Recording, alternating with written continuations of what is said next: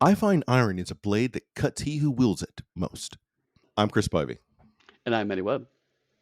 and today on Genreless, we're here to roll some bones and play D&D. Booyah!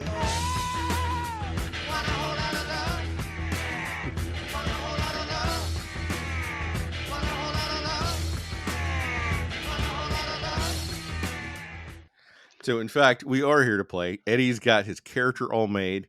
He said he was going to be the best character in the world, and I don't know why he went out of his way to make a carpenter. That's it. 0 level carpenter, first edition D&D. We're going to go and see how long he makes it. I will be killed by a house cat, but it will be amazing because house cats do 1d4 damage. So, in case you haven't deduced it yet, and you haven't read the actual title or the blurb that I put in the Patreon about what we're doing, we're covering the D&D movie Honor Among Thieves in a very timely fashion because we're always cutting edge on our podcast. Yes, and specifically, I because I could not, well, I could stream it, but it would cost me a gazillion pounds to do so. I have the British release DVD of this, which, as far as I can tell, the big change is honor spelled with a U, and that is it. It's the best way to spell it. Right. But even like the pack, it's funny because like the packaging was Honor Among Thieves with a U, but then the DVD inside was just the American DVD. It was like they didn't even change it. It was amazing. Oh, I love it. So it's always funny to me that out of the many things that we do, you point out the spelling between the US and the UK. And when you're reading stuff that I've written for some of the reviews, sometimes you assume they're things I pulled. But in reality, it is things I write because for some reason, I use some of the British words when I write. It could be because I grew up so much Oh, reading different books. okay. Uh, Well, fair enough. I just assumed you copy pasted from British wikis. Sadly, it's 50-50. Fair enough.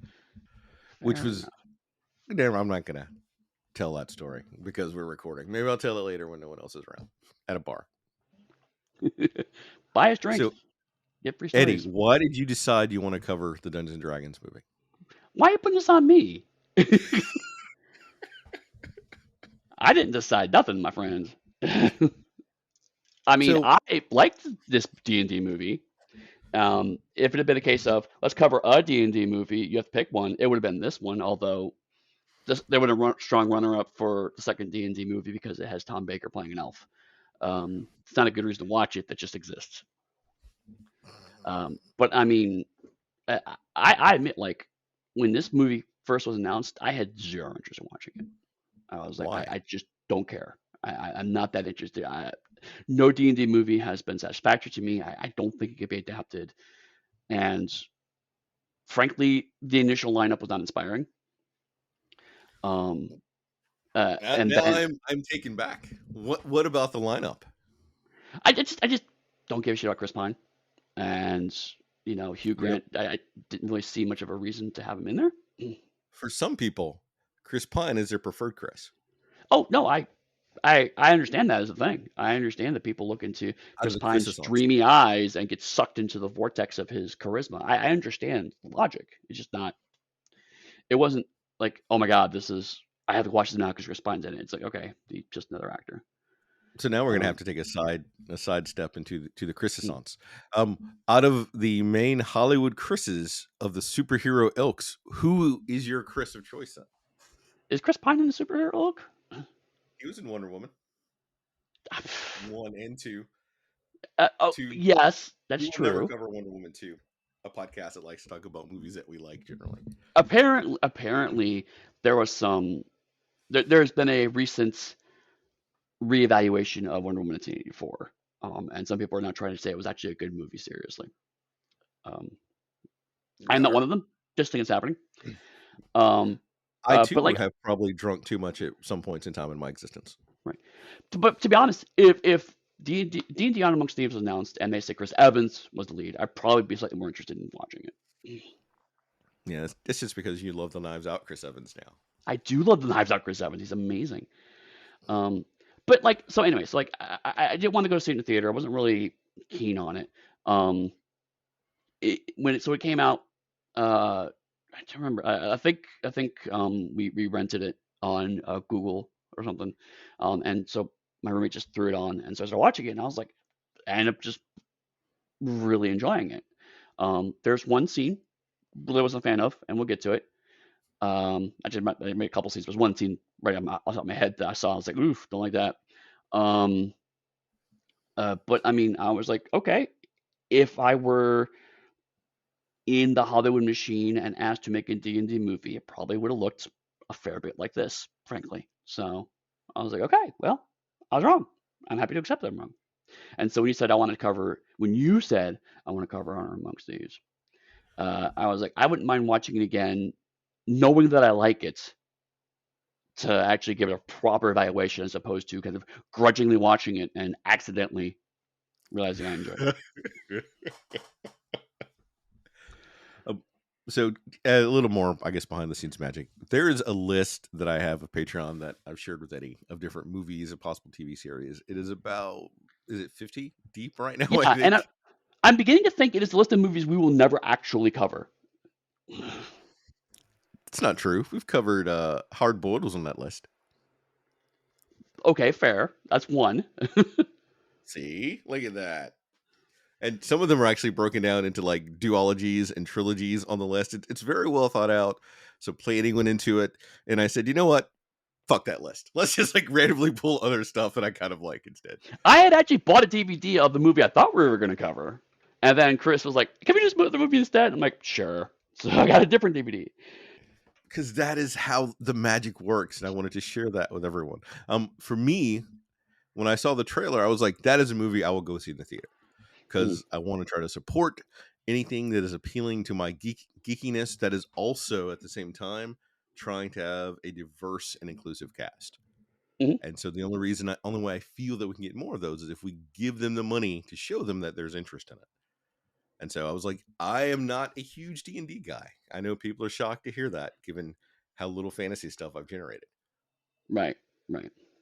But that And was some of that maybe frankly because I didn't watch the trailers. And this is maybe something that I'm increasingly beginning to think is just a me thing, but I generally don't watch trailers.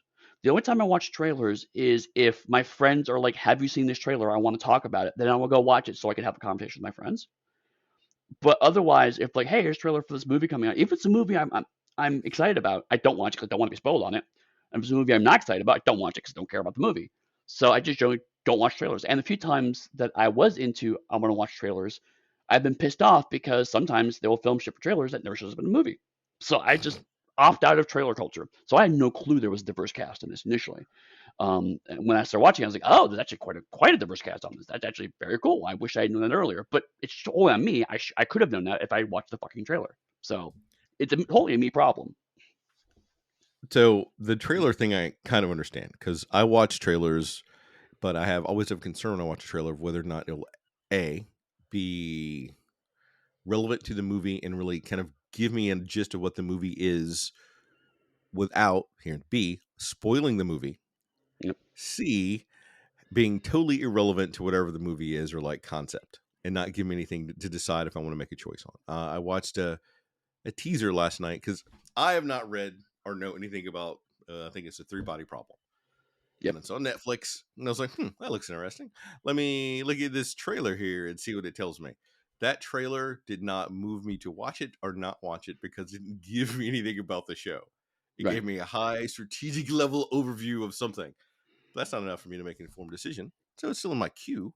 It is not moved up or down in my queue, though. A Right. good trailer would have made that something I watch right off the bat. For instance, last night there was a trailer for a detective series called Granite Harbor. And it Yeah. had a black lead in Aberdeen, I think, because it was in Scotland Oh. for for a show, and it came out in 2022 or 2023. It's only 3 episodes for one season. I think they got a second season, but it looked interesting enough because there was a black lead. And I want to try to support. I want to support the black shows and give viewing figures to them. And it gave me a little information about the show, so I was like, all right, let's watch it. And in the end, we watched all 3 episodes last night based on a trailer. Huh. Yeah. No, I'm looking at it now. Um, I'm actually super interested in this now, just the way you described it. And part of it was it took a couple minutes to find its footing, but I had enough insight from the trailer that I would give it that entire beat. At the same time, though, it's 3 episodes. I'd watch 3 episodes of something just to decide if it's good or bad. Right. That's always been my cutoff point. Hilariously, it turns out one of the biggest criticisms of Granite Harbor is that most of the accents are apparently Glasgow and not Aberdeen. So, Yeah, because of and course if you and I both know the difference between them. of course I do, I'm It Miss West. That's what I learned in Alabama. But we're not here to talk about Chris's deviation into like different movies and genres. Specifically, this episode. No, I mean, but it does talk about kind of the marketing behind this. And to be fair, another reason why I didn't really glom on this is because it came out right after my international move, so I also just No, wasn't in the headspace to really. But when I was walking around London, there were huge ads on the sides of buses, like everywhere. I saw ads for it constantly, so I, I you I can knew that when that admit movie was out. you can admit on the podcast that the real reason you didn't see this movie is that you spent all of your free movie viewing to go rewatch Super Mario Brothers repeatedly The with director's cut. a different Chris in it. Oh, I thought you were talking about the original live action one. Oh God, no, I wouldn't Oh watch that no, one. I'm talking No, about the Nintendo animated one with Chris What's His Nose from Guardians of the Galaxy. no, I have actually been into theater one and a half times since I've moved. One of them was to watch the re-release of the first four episodes of the Transformers cartoon on the 4th anniversary. And another time I was going to go see Ant-Man 3, but I bought tickets for the wrong theater. So I couldn't get in to go see Ant-Man 3. And in retrospect, probably was for the best. Yeah, I too went to the theater to see the re-release of those Transformers. It was so good. And it wasn't, and in fact, it was terrible, but it was so good.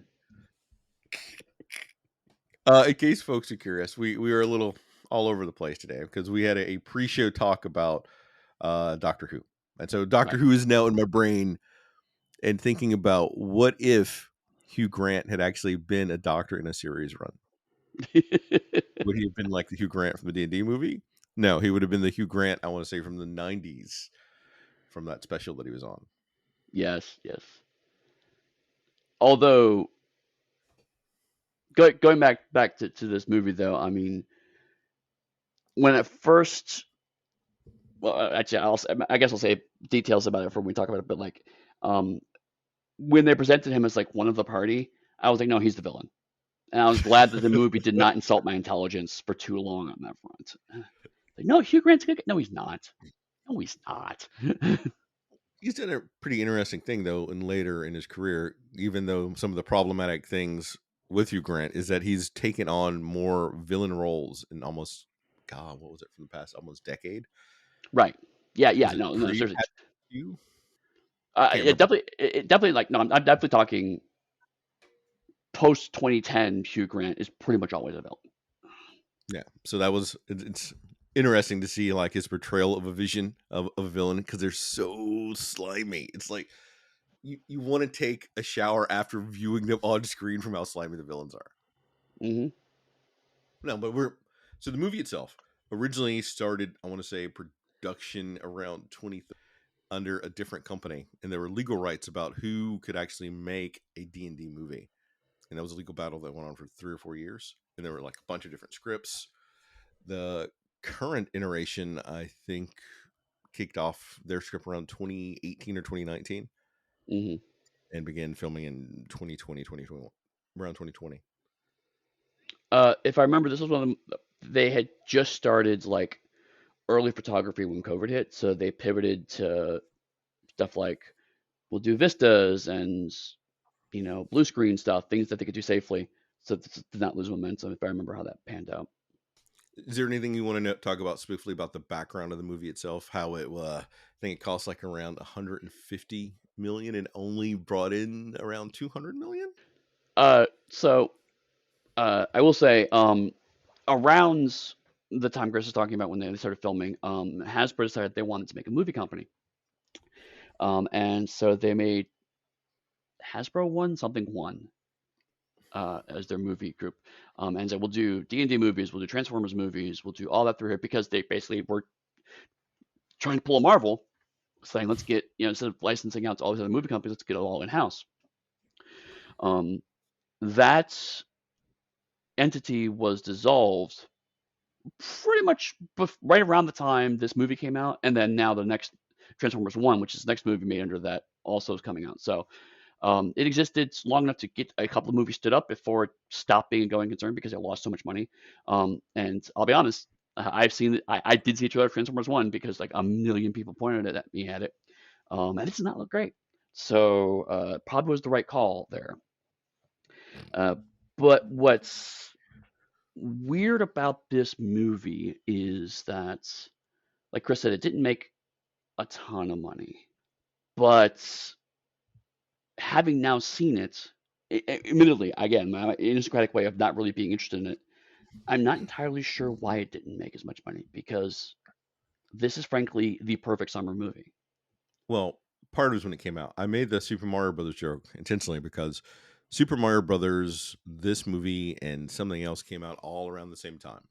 Right. And Super Mario Brothers, I don't know why, is a smashing success. It made bukus of money. I know I've seen it, so I can talk about it because I took my daughter to go see it because she wanted to see it, and Mm. she thought it was great. I, Okay. as an adult, was in one of those movies where they put nothing in this movie for me as an adult, but they knew if they made it shiny enough, the kids would want to see it, and they did. And I think they'll get a sequel. They made a bunch of money, and but we also went and saw the D&D movie in the theaters. And one of the reasons I wanted to cover the movie is that Mm. I like this movie. I think it's a Yeah. great movie, Hmm. and it inspired my daughter to want to play D&D. So that's when I Right. went and I pulled together a group of her friends. I've run like multiple D&D games for a table of geez, like 8 to 11-year-old girls. Hmm. uh, and so that was fun. And even seeing this movie, her character that she wanted to be was a tiefling druid barbarian. I don't know why, but that's who she wanted to be. Maybe because the movie influenced her choice. And this movie then got us to watch the D&D series, the TV series from when I was a kid growing up. Hmm. So it is built to bring people in. And unfortunately, Hasbro was also doing their system shenanigans, if you remember all that, where they were Yeah. trying Oh, to, trust me, I remember all that because I was caught in the middle of that. as someone that doesn't have any dealings with D&D, I was not. I was on the periphery, sort of watching inside, but that caused a lot of uproar and upheaval because they were trying to. If I recall correctly, Oh no, you're I right won't make because any. there was a movement of boycott the D&D movie because we don't want to give Hasbro money. I do remember that now that you say that. And so the mix of Mm. Super Mario Brothers and that boycott meant this movie was not going to make a whole bunch of money, which seems like a good idea to some people. I think even then it was a bad idea because if you're wanting high quality production movies about your thing, even if the tone of this movie isn't fit you, they need it to be a success to eventually make that Strahd movie that's like a dark gothic thriller versus this Well, humorous thing. so okay, that's actually I agree with you, but I'm not pushing back against you. I'm pushing back against fandom here, which is everything I do. But uh, that's just how things are now, right? Like everything that's going to be successful right now has to have a comedic element to it. Hmm. That's It's the Marvel just model. media these days. I mean, it helps, like Fallout, for example, when we talked about Fallout. It helps that the Fallout property already had that baked in, and so the reason why people loved the Fallout thing is because it felt very true to it because it was already there. It wasn't tacked on. D&D doesn't inherently have a comedic component, so it has to be added on. And but if it's like I didn't like it because it was funny, well then don't go see movies right now because that is the current culture.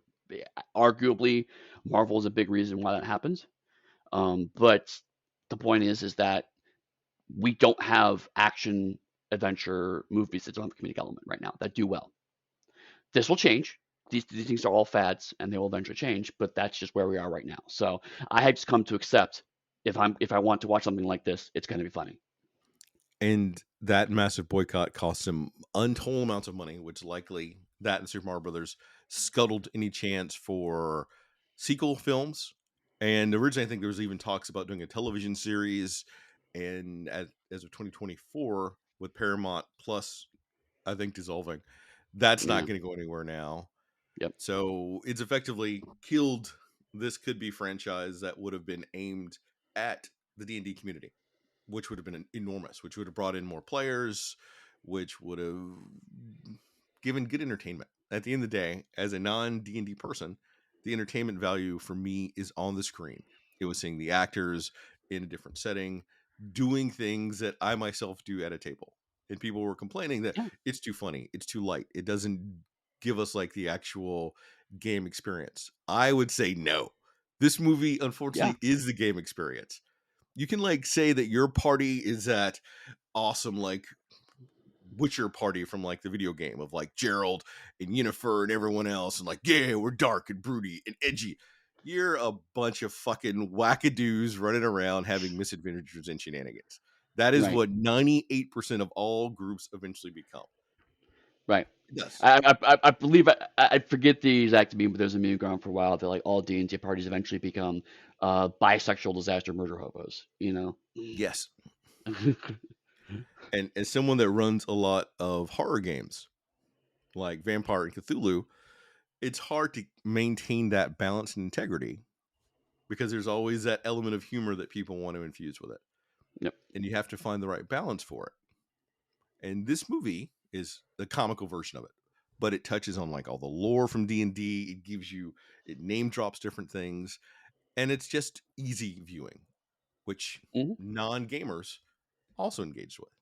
Right. Now, I mean, I will say, I personally, not knowing the finances, I don't put as much emphasis on the boycott, because frankly, I have rarely seen those boycotts do any significant financial damage.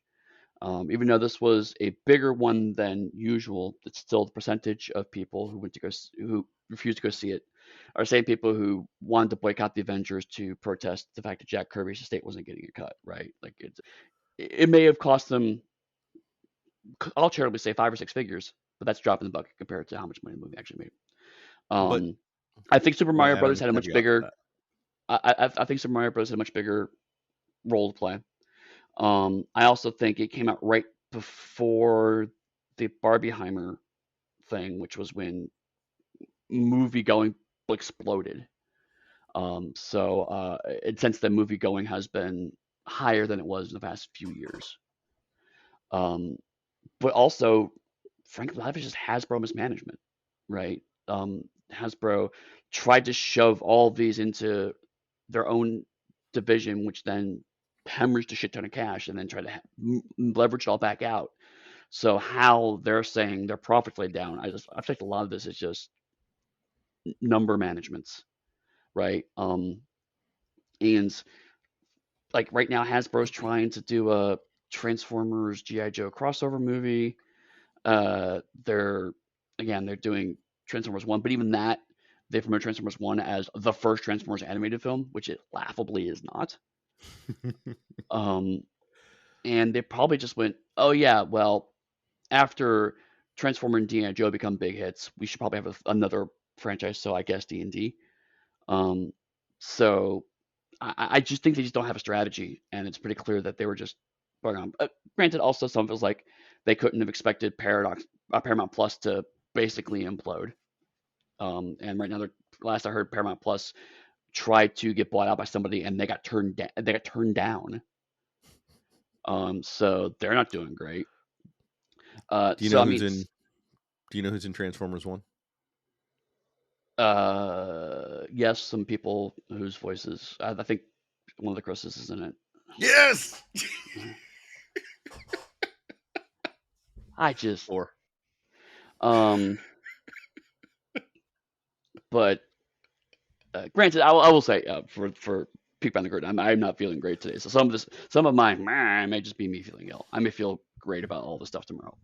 But I do think some of it is stuff that was out of Hasbro's control. Some of it was stuff that was absolutely in Hasbro's control. Um, but I do think that some of it was, yeah, they made some missteps, some serious missteps in January, and their attempts to pivot on that very much had the vibe of we have to fix this now because we don't want to tank the D&D movie. So I mean, I'm not saying that the boycott had nothing to do with it, but I don't think it's necessarily the sole reason. I think it was probably one of many, many, many factors. Oh, agreed. Um, It's not going to be the sole reason, but I think it had a high impact, not only financially, but also it removes reviewers, which removes other viewers from seeing it. People didn't want to talk about it as much because they didn't want to be targeted by other people. So there's an ongoing ripple effect. right, and I think some of it is fantasy is just dying down. The Witcher continues to pull in lower and lower numbers every season for a lot of reasons. That Yeah, that's a different story. For a lot of reasons, don't get me wrong. Rings of Power did not do as well as they had hoped. Um, and a Well, couple of that again, there's lots of other factors here, but if you take all these things that were supposed to be big tentpole fantasy franchises and they're doing less than projected, that's very easy for Hollywood to go, well, fantasy's tainted, move on to the next genre. I will say I will go so far as is that it was 2023 and 2024 were just massively weird years for entertainment in general.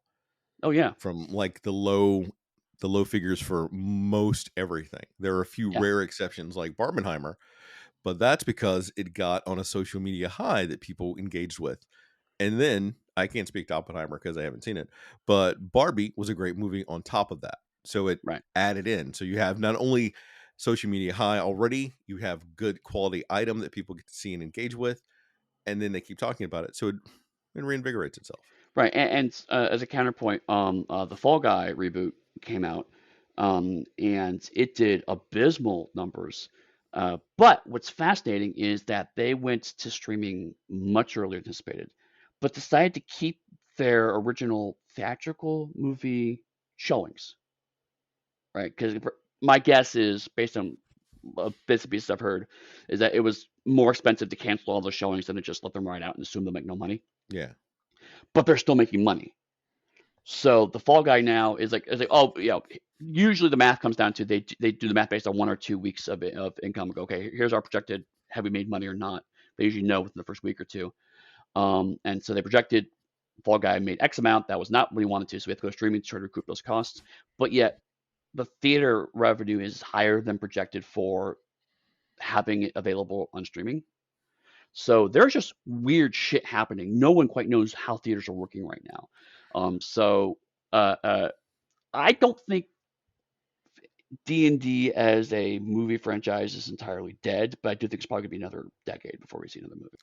I I'm in agreement with you, and I think if we do see another movie, it will not have the same quality cast and budget this movie had in No, comparison to inflation and everything else whenever the next one comes out. Like this would have been the peak moment for it to have kicked off something. right? Yeah, you said this is what 150 million budget. I would be surprised if the next one Yeah. gets half or a third of that.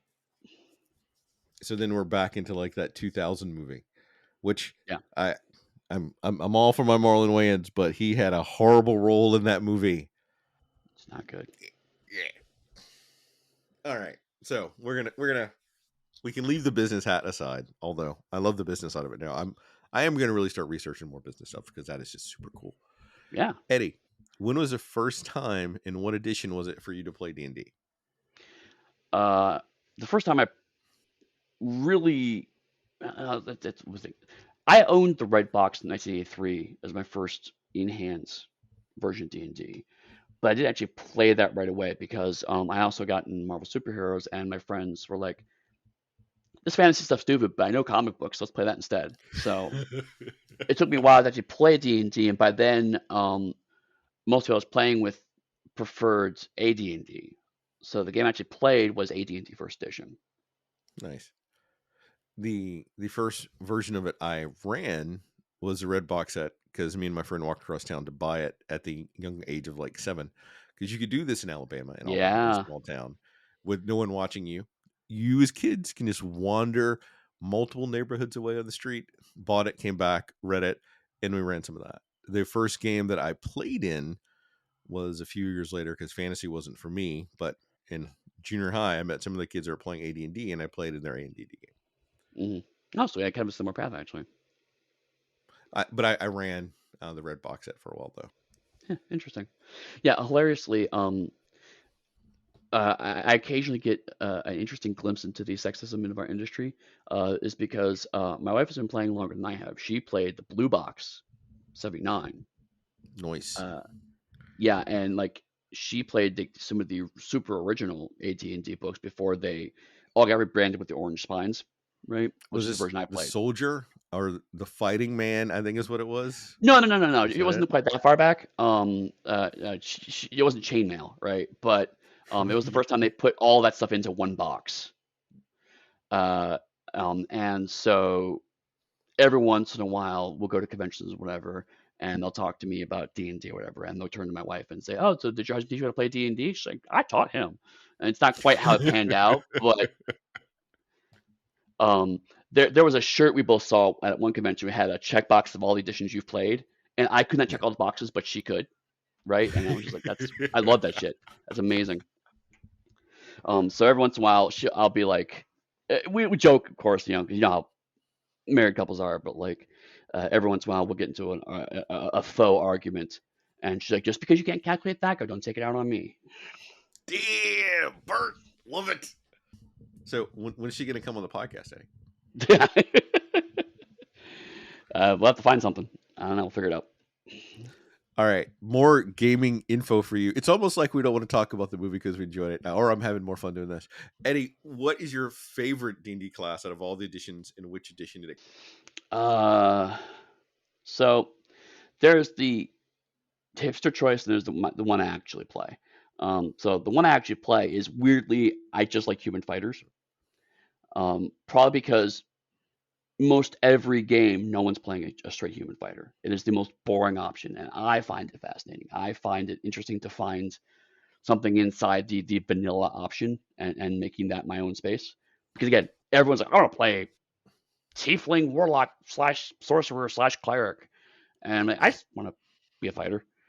So usually, if nobody else plays any of that, but there was a moment in my childhood where I was convinced that the jester class from Dragon Magazine was good. And boy, I tried to make fetch happen with that class. It is not good, reader. Oh It god, is not good. that is brilliant. Um, for me, it's gonna be a 3.75 class Wow. called the Factotum. Do you remember the Factotum? I don't. What is that? It's much like Pathfinder's Thaumaturge now, I think is a close equivalent to it. It's basically someone that knows a lot of stuff. That's literally the thing. I know this, I know that, I know this. And they have a finite pool of points where they can fake anyone else's ability. So you Ooh. have like 3 or 4 points. You get more points per level. I think when we were playing it, I had like anywhere from 3 to 8 points. And for you could spend one of the points, and for a set amount of time, I could do what like a bard could do. I could do what a rogue could do. I could do a fighter thing. That's actually pretty cool. I did. Sadly, the game fell apart after a couple sessions. I may have to remake this character, but we were playing an investigative game, and so I actually played a cleric of the knowledge domain, um, Hmm. and so straight up Sherlock Holmes bullshit. Um, and that's just like, I'm going to make Sherlock Holmes as a cleric, and they're like, okay, why? I'm like, why not? And sure, because I was like, I think there's enough spells in the knowledge domain that I could pull this off, and sure enough, there are. And so I was like, yeah, it's gonna be awesome. Then game fell apart 2 sessions. I was like, oh man, I had such plans. He was a dwarf. It was great. And likely surprising no one, my backup class for a long time, paladin. I am shocked. I know. I got to be the lawful good asshole. So yeah, not lawful stupid, just asshole. Like that fine line, because there were like rogues in the party. I would always not be around when the rogue was doing rogue stuff. hmm I know how I, that works. I will say we're not there, obviously, and at this rate, we never get there. But the paladin in here was definitely the right balance of lawful asshole. All right, one more, then we can go and do this since we'll do whatever we want to. Who cares? It's our podcast. And my listeners know that we'll do whatever we want, as long as it's entertaining. It's a Patreon episode, so it's okay. So I got your thing about fighter. Like I like the fighter a lot for third edition, Yep. but I was someone that loves multi-classing and I love skills. So I would always go a fighter rogue. So I get the rogue skills, but some of the fighter ability. Yeah, I mean, it depends on like nowadays multi-classing is pretty easy. So Well, I we've kind mean, of gotten rid of it now. If you look at fifth edition, multi-classing isn't really a thing how it used to be. okay, let me phrase that. Fourth edition, third edition was pretty easy. I've actually not looked into multi-classing fifth edition.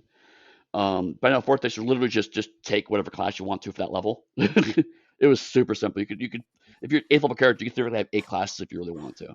It was ridiculous. I loved it.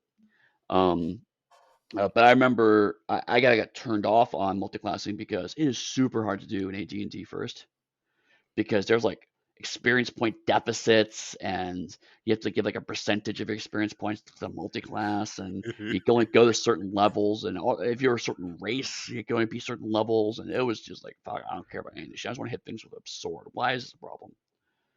What do you mean? Because I could be 1,000-year-old elf, but I can only be 12th level compared to a human that could live 30 years can be 100th level?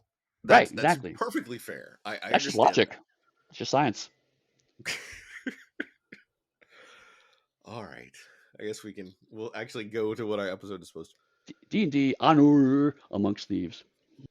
But let's do a little character breakdown. Eddie. Edgin is one of our leads. Edgin's a bard. What's a bard? Actually, can we take a moment, real quick? did, I just about Edgin. wait. No, no, no. Did you just derail us?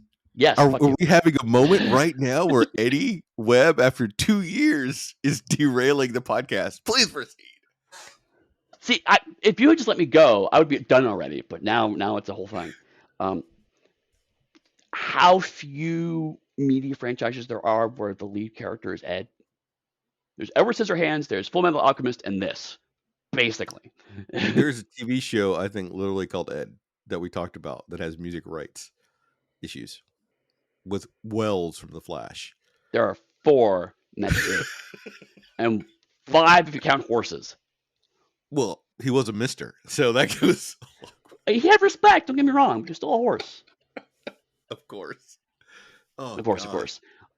A bard is someone who uses music and performance to perform magical effects. Although Ed doesn't seem to have bought magical spells, so I'm a little confused. I think he might actually be a multi-class bard thief because he certainly has the persuasion, but I don't think he has any of this. I don't think he got to the level where he could start doing spells. I think he's one of those subclasses where instead of taking magic, he traded in his magic for extra boost for his teams. So more inspiration for team members. Yeah, 'cause he totally has like inspiration and the all the charisma based buffs, but he doesn't actually perform any magic. So yeah, but I also has enough rogue there, so that's why I'm thinking multi-class. But anyway, yes, that normally bard is charisma based magic user.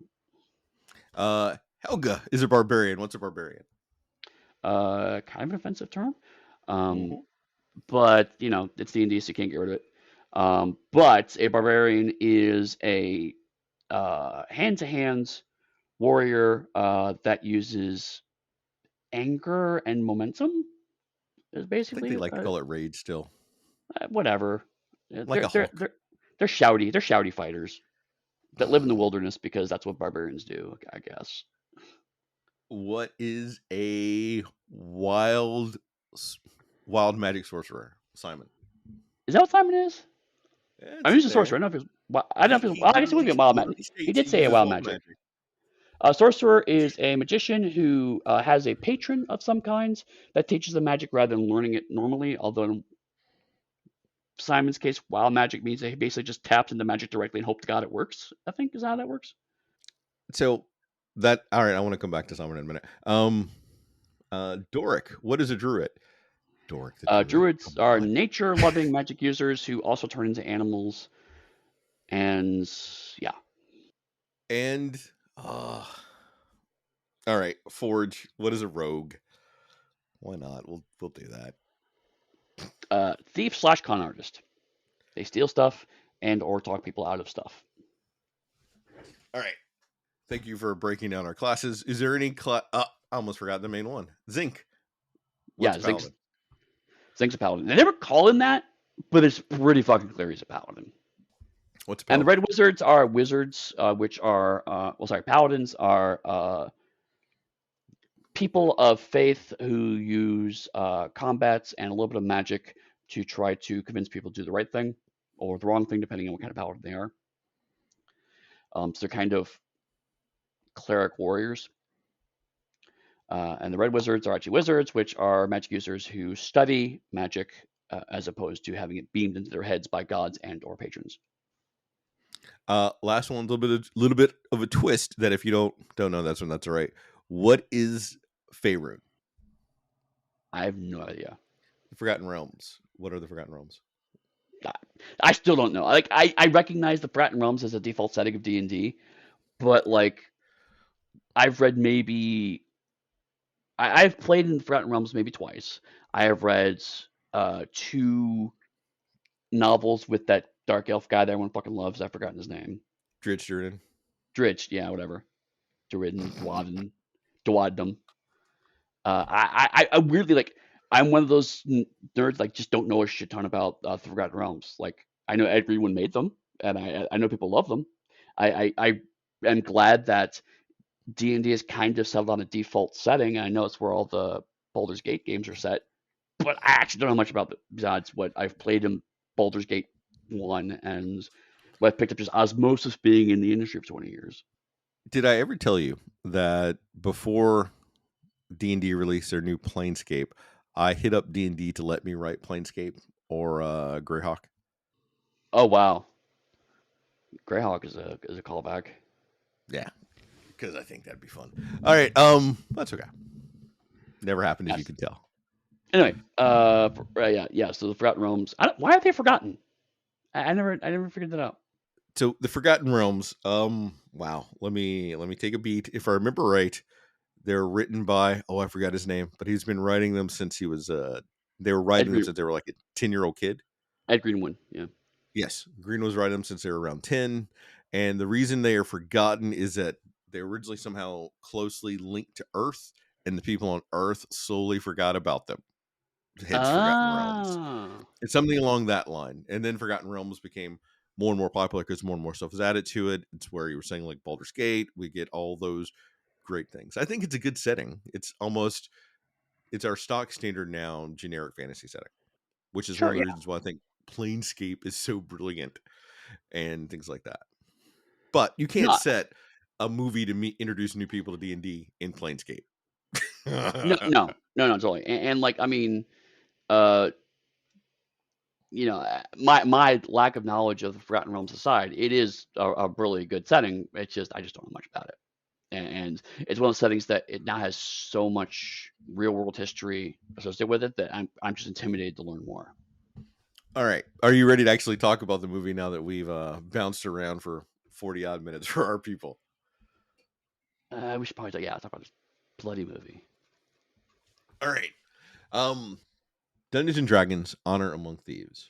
We open on an icy wasteland as a carriage transporting an orc prisoner. Once inside the cell, the orc meets his new cellmates, the bard Edgin, who is knitting, and the barbarian Holga, who is simply eating a potato. Edgin gives the orc a quick tour of their frozen piss bucket in their tiny cell. Then the ogre decides he wants to get overly friendly with Holga, and Edgin tries to warn him. He doesn't listen, and Holga nicely breaks both of his knees and smashes his face into the icy stone beds they use. The next morning, Edgin and Holga are breaking ice along with the rest of the prisoners. And Edgin saying, "One more day, and then we can escape because Jonathan will be there for our pardoning." Then we fast forward to the next day. Edgin at the council. There's no Jonathan, but the other council members are there, and he asks about Jonathan repeatedly. Still no response. In the corner, Holga eating a potato, simply minding her own business. As Edgin begins to recount his backstory, literally calling it his backstory before, saying that years ago he was a member of the Harpers, a group of spies that fought against evil. He married and had a daughter. Then tragedy struck when a group of red wizards attacked his home and killed his wife and leap, but his wife was able to hide their daughter away. So he turned his back on the Harpers, became a roving drunk until Holga met him and took pity on the kid and took pity on him in the end. And the two of them became a band of rogues, working with their daughter, his daughter, who is now a thief with Holga and Edgin, robbing throughout the lands. Then they formed a larger group with a sorcerer named Simon and a rogue named Forge. And the group of them just continued to steal until Forge came to him one day with a new client, Sophia, saying that there was a tablet of reawakening that could bring Ed's wife back from the dead. Unable to resist such a thing, Ed told Kira, their daughter, that they have one last job and then he's out. The group of them break into a Harper sanctuary, but things go awry and all of them get trapped except for Forge, Simon, and Sophia, who escape. Edgin finishes his tale to the council, and the council deliberates briefly before Jonathan shows up. And then Edgin and Holga move in action. Holga smashing someone in the face with a potato. Edgin and Holga grabbing a hold of Jonathan and leaping out the window with the bird-like creature as they fly to safety. As the judge says, we actually approved your pardon. And the two of them slowly begin their travels back to Neverwinter. I'm going to pause there. Right. Uh, One thing that I appreciate of this movie is that it does play with expectations somewhat, because when this started, and it's like, let me tell you the story. I genuinely thought it was going to be cool. This is the framing device for most of the movie, and then we'll have a little bit at the ends where they resolve whatever they're resolving. And the fact that they kept cutting back to Ed going, "Are you sure Jonathan's not gonna be here?" And I'm like, okay, this is a bit. Now I get it. And again, like, but even then, it's like, okay. So my frames, Jonathan's someone they have on the inside, and they're trying to Yep. stall before this guy gets in, and then he will pardon them. And no, it's just because he's a bird guy, and they want to jump out a window with a bird guy. And I'm like, okay, I have now figured out what movie this is, and I'm fine with it. And this is about the point where I started, okay, I started paying attention to the movie when I first watched it, because I'm like, okay, this is not going where I thought it would go, and I appreciate that. And I want to put it again. This is a role-playing party plan. It totally is. Hands down. So I've heard people complain like that wouldn't work. That's too silly. This is the shenanigans that you pull at a table because it's funny, it's actiony, and most people would prefer to try, if they can't talk their way out of it, to action their way out of a problem, and it does that. No, yeah, absolutely. This is the um, okay, the game master's like, or DM's like, okay, you're at the pardon, and you have to explain to yourself how you make a charisma roll. It's like, wait, before I make a charisma roll, how many hit points does it take to break the window behind me? I'm just asking. I absolutely can see this. And you have two different types of players, one of which did went kind of light when they made their backstory. So that's Holga sitting in the background. Then you have that player that wrote 8 pages of backstory for their character, and that's Ed. And you get like his whole thing, which is why it's mostly Ed's movie, talking about those other great things that they've done up to this point. It's interesting you mention that, because the first time I thought Hulk was going to be kind of just this slight, quiet protagonist throughout. Um, Mm. but you're right. The whole vibe is that one player came to the table, they pages of backstory, and Hulk was like, I don't know, I'll play a barbarian, I guess. And then after a few sessions, Hulk was like, can we say that I actually was kind of the surrogate mother to Ed's daughter now that Yep. I'm into it? And then, like, oh, hey, since we're going through, can we say retroactively that I used to be married to a guy? So yeah, she's totally making up her background as she plays the game, whereas Ed came to the table was like, here's my novel. uh, any other comments about that? Because we could touch on the Harpers if you want, or go into more of those details. And if you're a fan of Baldur's Gate 2 specifically, you get a lot of the Harper's stuff in that, and so a little bit in Baldur's Gate 3 technically, but it's more. Honestly, I mean, I don't go too much into it, but like, I felt like this was the perfect balance, because again, I was just aware enough of D&D and well, just aware enough of Forgotten Realms in general, that I could say, oh, I know what a Harper is, but then the movie would still explain it to me. So I feel like I was the good middle point between super knowledgeable fans and people who've never really played a D&D before. So I feel like the movie really hit that balance well, because they did a really good job setting up who the Harpers were, and particularly who the Harpers were by saying this. Ed is not these things, right? And then of course the whole point of the movie is turns out he really was these things all along. Yeah. But the real job is saying Harper's are this, Ed is that. So by just contrast, you get a good sense of what the Harpers are, and then the movie will spend time fleshing out. The Harpers are weirdly an important part of the movie, but the movie does a really good job of establishing. Even though this is literally an info dump, it's actually nowhere near as info dump as it could be. And I think the planning the escape vibe through it made this a much more pleasant experience than it could have been in a lesser scriptwriter's hands. So I do have a more serious thing to bring up about this point from a very comical movie. Because there's a concept that frequently occurs in comics and other media where they fridge a loved one. Gail Simone wrote about it because of Green Lantern and Hmm. Kyle Rayner's girlfriend being shoved into a fridge to be killed, literally fridging. Um, Right.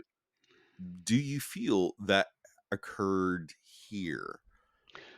No, because the way I understand Bridging, admittedly, is that is a character that we grow to at least acknowledge or appreciate, and then is killed purely for emotional heft. Because she starts the movie dead. I don't think it's fridging. I think it's just backstory, similar to John Wick, right? Like Yeah. the whole point. I mean, John Wick at a base level is guys kill his dog. John goes to get revenge for his dead dog. What's really happening is the dog is a symbol for his love for his wife, who starts the movie dead, and so when the dog is killed, it's actually revenge over his wife dying. It's also it's a metaphor. But again, I don't think it's fridging per se because we get no emotional attachment to that character. In fact, if anything, one of the ways where I think the movie kind of overcompensates is Ed keeps bringing up his wife as if we should care, when the movie itself is not giving us any reason to care about his wife. I will say later I'm on that is actually subverted in an interesting way, but at this point, it's just okay. So your wife's dead. Kind of stop going on about it. I'm mostly in agreement with you about it doesn't feel like fridging, but I did want to bring it up because that is a concept that is could have easily happened here. And Yes. I like how they didn't do it, but also that I like the fact he kept bringing up his wife because that shows that is one of his underlying motivations, but his main motivation is his daughter, which represents his family. I could make a whole Fast and Furious joke because Michelle Rodriguez is here, family. But it, it's not that, but she keeps coming back, which adds importance to her through Ed for us. Right. The other thing that it does that I do like actually, um, is that it takes romance with Helga off the table pretty much immediately. And the movie does go out of way to reinforce that. They're just friends. And I'm actually very much in favor of more media where a man and a woman can just be friends and it's not a fucking thing. Yeah. Any other comments about that before we move on? Yeah, let's go on. In a bar, the duo discovered that Forge, their former friend, has become the Lord of Neverwinter. So the duo travel to Neverwinter as it's preparing for the annual High Sun Games. They reunite with Kira, who is excited to see Holga, and Holga calls her Bug. But she is less than excited to see Ed, who she believes abandoned her for selfish reasons. They all meet with Forge, who uses the riches they stole from the keep to make himself Lord of Neverwinter. Forge also reveals that he and Sophina have worked together, and she is his advisor. Edgin then learns that Forge has been telling Kira that he was arrested for stealing riches and not because of Tablet of Reawakening, because Kira ran off upset. When Holga attempts to get Forge, Sophina uses her magic to trap them. He has them captured by his guards and set to be imprisoned. When Forge leaves because he doesn't want to see them killed, Sophina tells the guards to execute them. In the alleyway, as they're preparing to be executed, Holga asks a lot of weird questions to the guard about his very cool axe that she sees. And the guard sort of explains it to her. And then the fight starts, and Holga effectively fights off the guards by herself while Ed is trying to free himself from ropes. Once done, they decide they need to plan a heist to get Kira out of Forge's castle, but they need a team. With the Heisen Games coming up, other lords from other kingdoms bringing riches together to forge his vault. Where the tablet is, they can use the riches to pay their own team. Edgin and Holga decide they need to find Simon, and so the duo set off in search of Simon. Stopping right there. Uh, well, that's one thing that I actually appreciate about this movie is that the other D&D films. Let me step back.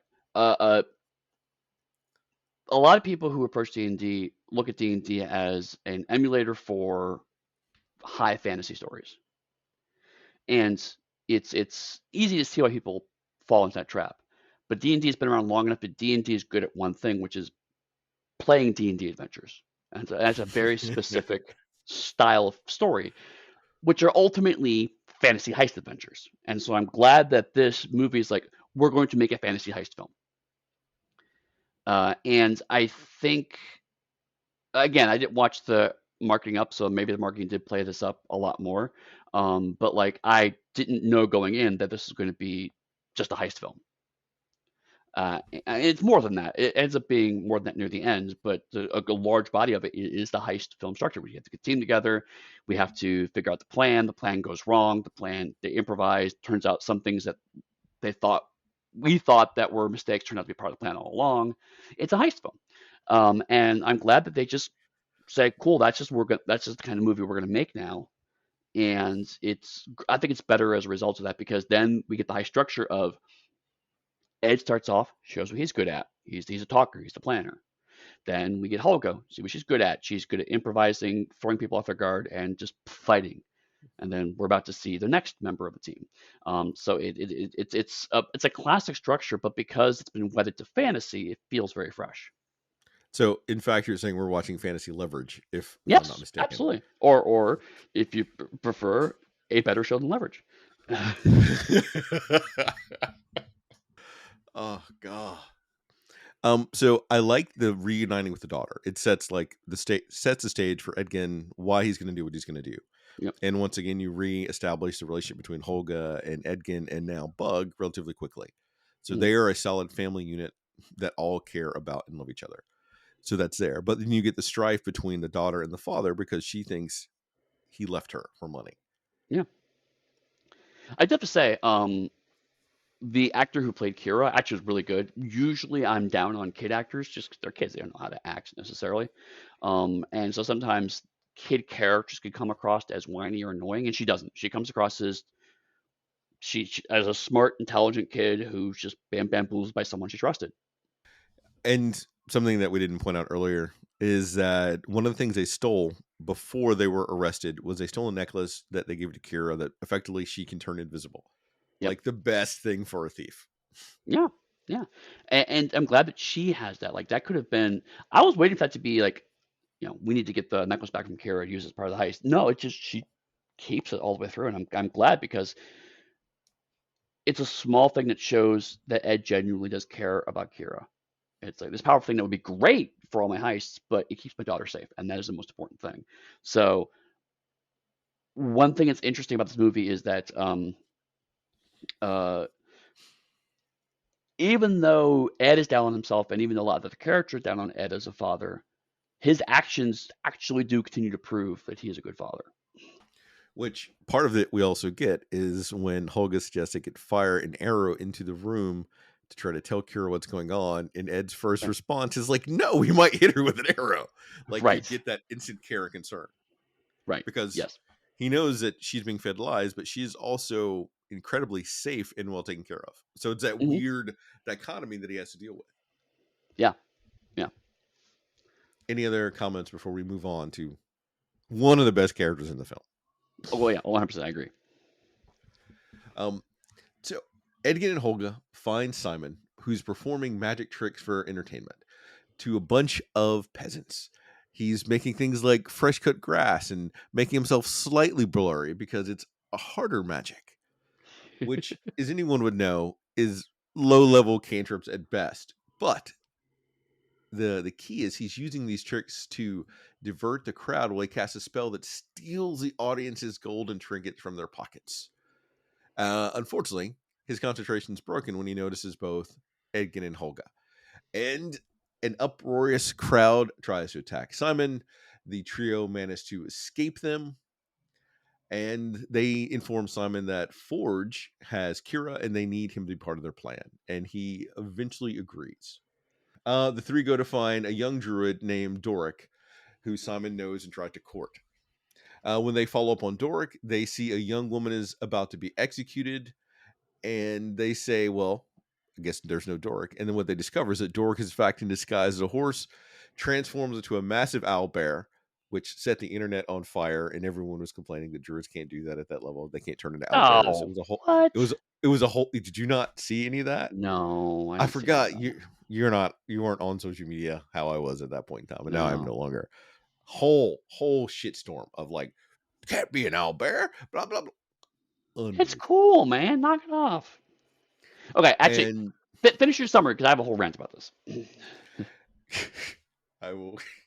We're utterly professional on this podcast. Everything we do is intentional.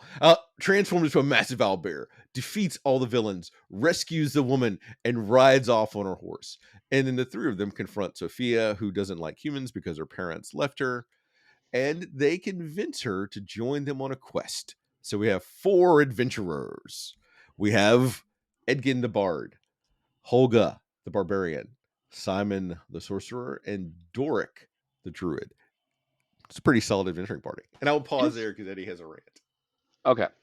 Um, I do frequently hear people are like, I read this novel or this short story based role playing game, and there's no way that my characters can do the things these characters, these novels or stories can do, and therefore it's wrong. I'm here to tell you that RPG tie-in fiction that is slavish to the rules is boring. You want RPG tie-in fiction that evokes what that game is about to make you excited to play it. And if you go, okay, this is all I can do because we're looking at low level characters and therefore they can't possibly turn to owlbear. Turning to owlbear is fucking cool, right? It just Yeah. is. So she has her game master just is very liberal, whatever. You can find all sorts of reasons to explain it, but the reality is it doesn't matter. She, for whatever reason, turns into an owlbear and just go with it.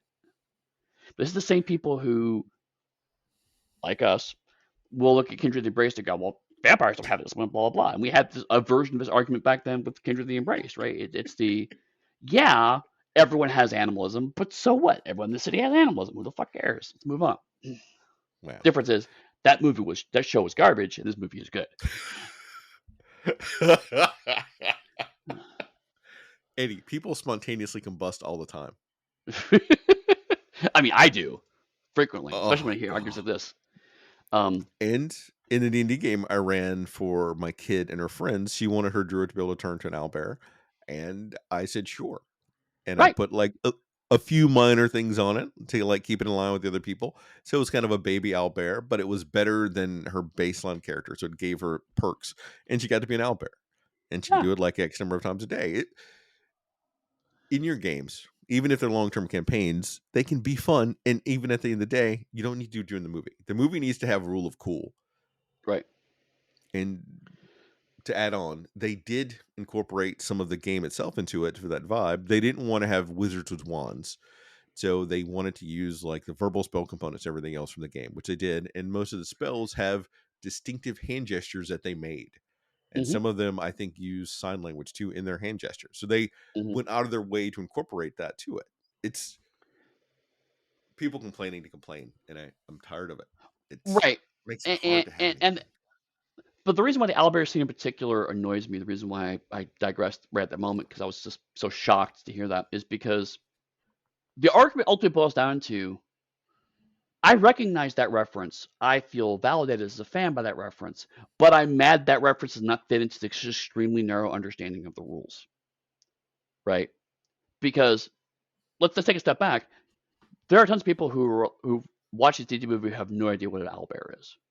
So to them, she just turns into a weird feathery monster and moved on. So it's not for them.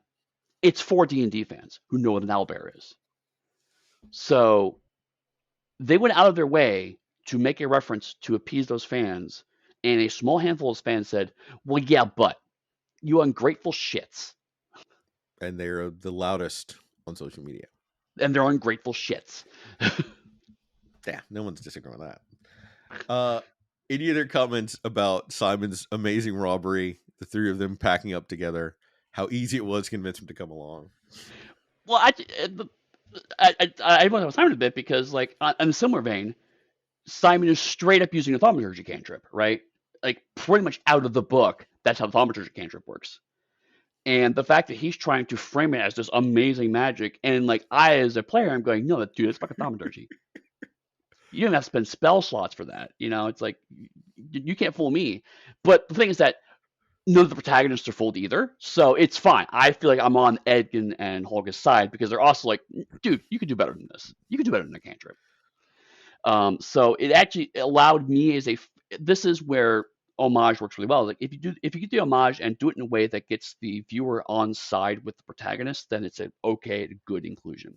And I think that was a perfect example of it because like Simon has to be better than this because it has to be a reason why Ed keeps talking this guy up, but we aren't seeing it.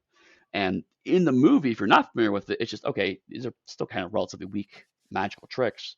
But as an audience member, a fan, I'm going, oh, I know that's a rubbish trick. So it's just reinforcing the fiction.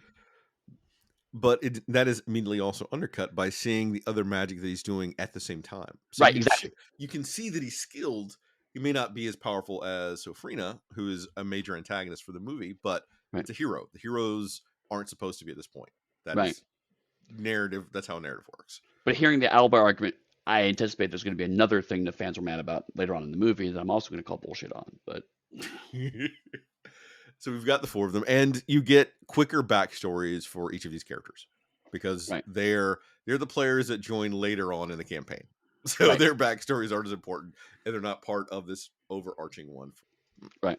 Which I would have liked a second movie that featured primarily Simon and Doric. Like that would have been an awesome movie. I will also say, um, it would have been really easy for Simon to slide into a creepy ex-boyfriend's avenue, and I'm glad they didn't. Right? It's Yeah, the oh yes, I used to court her. And basically, we used to date, and it went, and she turned me down, and that could he did, the actor does a really good job of balancing just awkward social guy without turning into this woman owes me because she wouldn't date me when I wanted to. That it would have been so easy to go that route because a lot of fiction does that, and they didn't. They kept it on a very nice level where Dorian still has autonomy, and we're not mad at her for uh, not dating this guy that we like. they got close a couple times. Like that was Yeah, a no, it was super hard. razor's edge that they walked, and they pulled it off. Initially, when we first watching the movie the first time I saw this, I was like, I don't know if I'm gonna like this, right? Mm. And initially it was very because they're trying to portray Doric as prickly, and so it's like, I'm nervous where this is gonna go. I'm nervous it's gonna turn into she should have liked Simon all along thing, but then they pulled it out near the end. It just took a minute to get past that. I want to, before I go on, I want to take a beat here to say that the level of humor in this movie is outstandingly high, Oh yeah, like hands down. For me, this is the maximum amount of humor I want. Anything over this, then you've gone too far. It's the conversation we've had when we talked about Marvel, how Marvel started with a little humor, they got more and more until they went overboard. Like here yeah, is perfect. I For a sequel, I would have actually liked the humor to maybe have been stepped down, maybe 5%, but not that much because you can't. We've already discussed it. Lose that humorous beat because it's part of the momentum that keeps the film going. right. It helps that because Edkin is kind of the center of our party, and he is established as someone who uses humor as a way to deflect danger or anxiety. So a lot of it comes from Ed or people reacting to Ed, and so therefore it's the world is serious, but Ed uses humor, and then because Holga knows him very well, so she plays off of his humor. And Simon is a very dry humor, and Doric is just the straight person out of all of this in terms of comedy initially. And so it's set up very well that you have reason for them to trade funny things. As we move on, funny situations start to emerge, but it's always in the context of how this world works and how that runs up against people who are perhaps not thinking through everything. So again, the world is serious, but comedy emerges. I think it's the best place. It's that's not again like the Ant-Man movies, for example, just became too funny, and even the world was kind of in on the joke, and that was too far. This one, the world is not in on the joke. If different characters and situations, it could be deadly serious. Anything else before we go on? Let's move on. In her quarters, Sofrina speaks to her master, Lich Sazdam. He entrusts her with their ultimate plan, which Sofrina hopes to use Forge in succeeding with their ultimate goal. Afterwards, Sofrina joins Forge as he meets with other lords to discuss plans for the High Sun Games. But Sofrina detects the presence of Doric, who used shapeshifting to fly to shapeshift to a fly to spy on Forge's meeting. Forge's guards go after her. She manages to escape by changing into a multitude of different creatures and forms throughout the castle and part of the town, and manages to make it back to the team and reports that Forge's vault is protected by the arcane seal of Mordenkainen, which Simon doesn't think he is strong enough to break through, unless he were to possess the Helm of Disjunction, which is said to have gone missing ages ago. However, Holga says she knows where the helm may be because her people fought the cult of the dragon. So they may know where it is. The only problem is they're all dead. The group stops at Holga's ex-husband's home. We get a surprise cameo from Tiny Bradley Red Cooper of Cooper. all people, and you learn that Holga has a type, and that her husband Marleman has a type too. The team eventually leaves, and they arrive at the graveyard full of bodies that fought the Evermores long ago. With Simon's magic, the bodies are able to stay alive to answer 5 questions. They have to go through multiple corpses, digging them up, asking them a bunch of questions to eventually find out where the Helm of Destruction went. Since many of the warriors died passing it on to one another. The last corpse reveals that the helm was passed to a Thayan, where the Red Wizards come from. And Edgin is very distraught, but he names Zinx, who promised to keep it safe. Edgin doesn't trust Thayans since they killed his wife, but Simon and Doric have heard of the Paladin's stories, and Holga is able to back up their stories. um, This graveyard scene could have gone so many ways and been so bad. yeah, It is magic. I mean, I love the graveyard scene. That was actually what I mentioned before about like generally the world's not in the joke. There's one slight exception, but it really is the end credit scene, which end credit scenes are kind of its own separate thing. Because the argument of well, the spell would time effect would lapse and eventually they would go back to being dead, regardless, whatever. But the if you don't know that piece, and frankly, if you just take a scene in isolation, you don't know this guy doesn't do that anyway. Um, it just comes across as Ed being a little trying to be respectful and then kind of forgetting, um, which is genuinely funny. It's like, okay, I need to ask these guys questions because we got everything we need, so I have to ask more questions to get them to go back to being dead. Um, and then he miscounts, and one person, still has one question left, and it's just funny. And like the we picked the wrong corpse and we have to ask somebody else. I mean, the first time I was like, why is this scene going so long? And then when I got to the end, it's like, this is a really long Shaggy Dog story. I get it now, right? Um, because if you don't make this into a joke, this scene is just marking time. You go, you ask the corpse, dig them up, you cast the spell, you get the information, and you have to go to the next scene, right? If you don't do something here, it needs to be a fight or a comedy, right? And a fight would have just been one too many fights. So this was absolutely the best way to go, and it's done really well. The corpses are pitching at the right level. Um, the follow up questions are funny. You can argue maybe it's a bit too much of a repetition of the same joke, but I don't want to argue that very strongly because I watched the second time and I found it just as funny the second time. So clearly, it's fine. So this is the third time I've seen this movie since it came out. I saw it Mhm. the first time in theater with my daughter. She liked it so much. She then had us bring my wife to go see it with us. So we watched. I've seen it twice in theaters and Mhm. once here Mhm. because that is how much she liked it, and even my wife liked it. But she got the joy of being in the theater. with her mom, going, "Oh, this is gonna be a surprise jump," and got, "You ready for it?" and held her hand and stuff like that for the movie. So it was great. I mean, so this may make me a little bit more biased in the movie's favor because I got to see her joy and excitement from it, and then see Totally. her spread that to someone else. Yeah. And similarly, I think the animal chase scene is just jaw-droppingly good. It is absolutely just showing off what you can do with special effects, and they have every reason to show off because they're great. You know, the camera swooping and moving around, and the constant changing of the forms, and what it's the same style of swagger as, like, say, a Daredevil hallway fight scene, Yes. but it's just a chase scene, and it has every reason to have that swagger because it is just fantastically good. And for people that were curious, I would say go so far as to say I think Dork is a moon druid for 5e, which are like the shape shifting focused ones. Ah, okay. But I don't know enough 5e to like speak with. I know enough Right, to run it for a bunch of kids. right, right. But I mean, yeah, it's both of these scenes are just now what we're doing is we're establishing competency.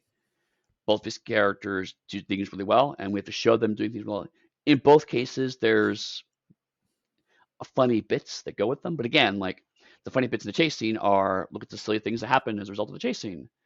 And the interrogation scene is just Ed's continuing to forget how talking to corpses works. You know, which is a thing if you don't do it very often, you would try to forget about. And but even then, like Edge trying to be respectful of these magically reanimated corpses, it's like he could have just said, "Nah, screw it, I'm out." He's like, "Okay, what's your favorite color? I guess." And then they'll love it. What's your favorite book? It's like, well, it depends on what kind. It's like the corpse gives you a super long answer and they've already left. It's just great because Ed's like, I'm trying to do you a nice thing and now you're being an asshole about this, so I'm just gonna go. I love it. I love it. Oh, and even if I may go back to making the leverage reference, you have the team. I see the leverage team. Like Ed Right. is effectively Sophie from them. We've got Holga, who's their hitter. I forgot that character's name Right. now. It's not Ed. Oh, I Edward gotta remember it now. Evan? Uh, Is it Evan? Something like that. See, Yeah. Hardison is going to be Simon, and Parker is effectively Doric. Yep. Like Yeah. it's all right. The team shows up to witness some more of the Paladin's heroics. They approach him afterwards because they want to take down Forge. He brings them together and explains the history of the Red Wizards, which we all need to see. We get his shocking backstory, which is the jump scare that scared my daughter when she jumped up in the theater. um, and he agrees to join them, the team, when Edgin agrees to distribute Forge's wealth amongst the people of Neverwinter. On their way to recover the helm, which he hid in the Underdark, Zinc talks about how he witnessed the unholy power of Zistam and how it corrupted good people and enslaved them to evil, which is why he moved away from the Red Wizards and used his skills for good. Zix manages to escape the Red Wizard spell, which is why he bears a mark on his forehead. Then he brings him to a chasm for the Underdark and explains to them in gripping detail about the intricate steps they need to take to get over the bridge to reach the location where he had hid the actual helmet. Simon steps on the bridge, the entire bridge collapses.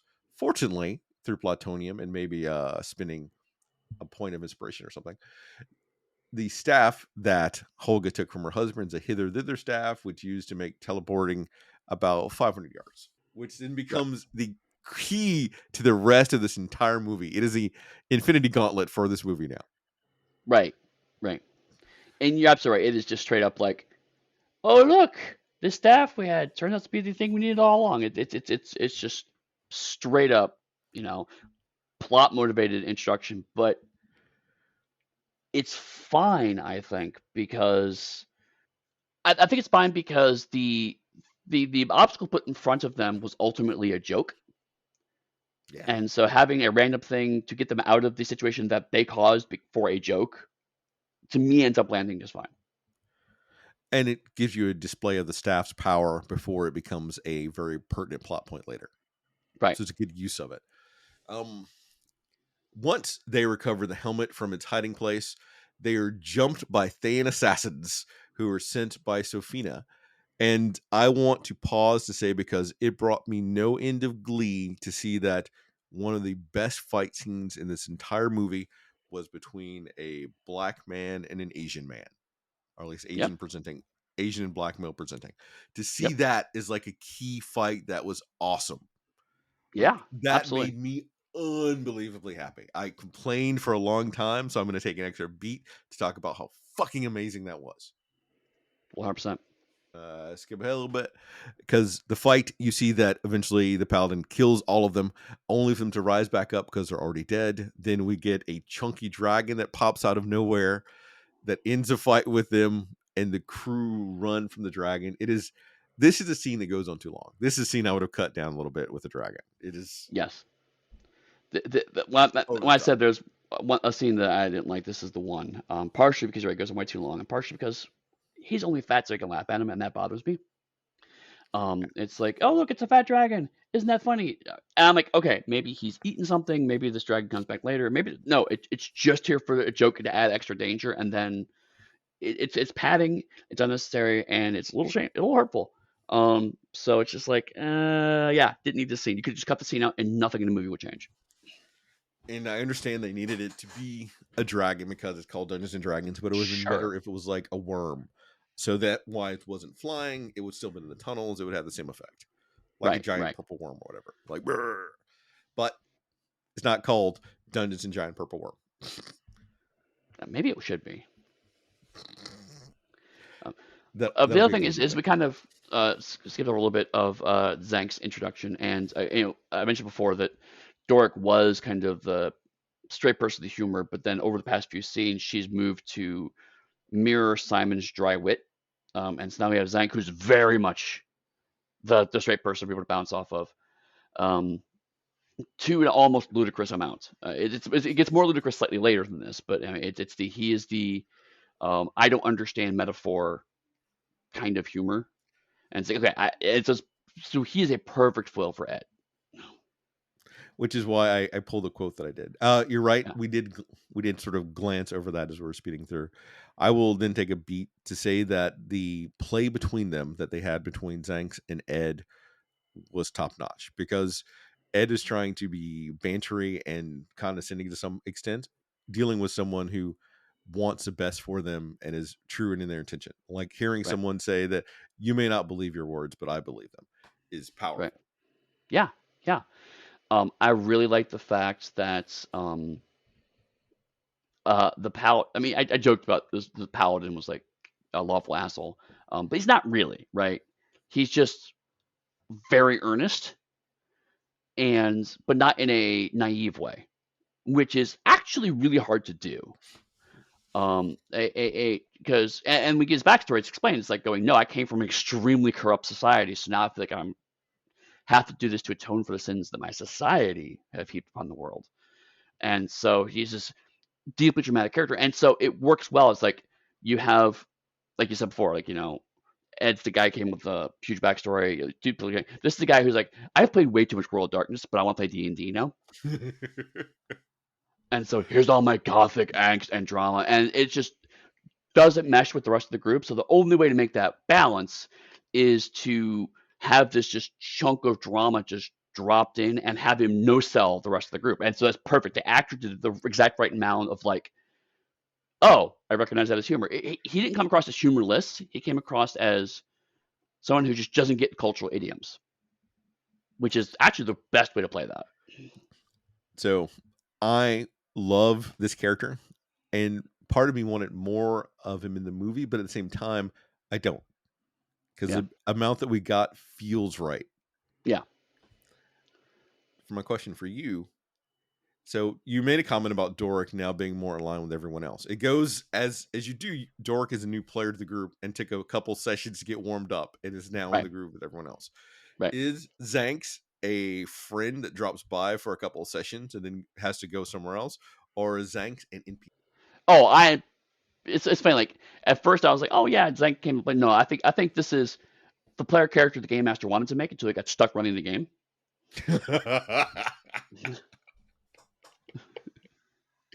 and then goes, "Oh, you guys don't have enough healing in your party. I guess I'll bring out this character I was gonna make anyway." Yeah, no, straight up that. There was also some controversy around Zank's sword. As a side note, What? yeah, Why? it's a little dagger. Paladins use big Oh, swords, because it's and it shot out the cool. blade. Yes, It, super cool. it's a magic bleeding sword. Who cares?